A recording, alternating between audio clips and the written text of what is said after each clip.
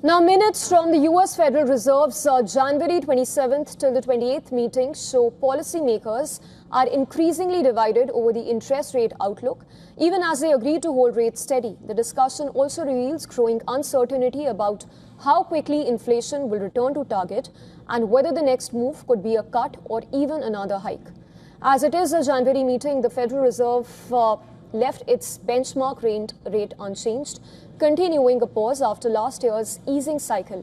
But according to the minutes, several officials warned that if inflation remains stubbornly above the central bank's target, a rate hike could be warranted. That policy is already restrictive and said that would support cuts later this year if price pressures continue to cool further. The debate also highlights a shift, with some policymakers more concerned about inflation threats than about a sharp slowdown in growth. Officials described recent inflation data as uneven, while also noting that some price measures have moderated. Progress towards the Fed's 2% target has been slower than expected.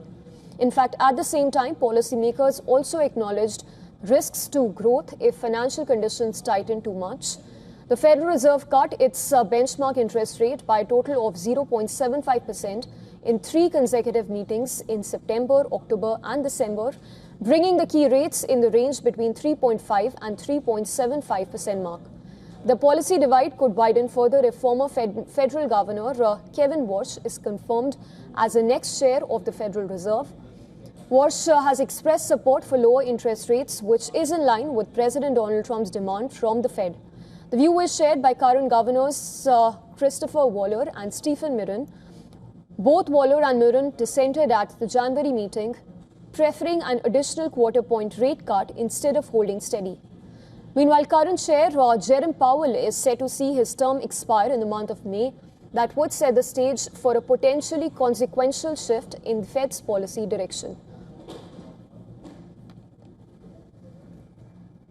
Squarely focused on that. We don't really have precision on this, but in contrary.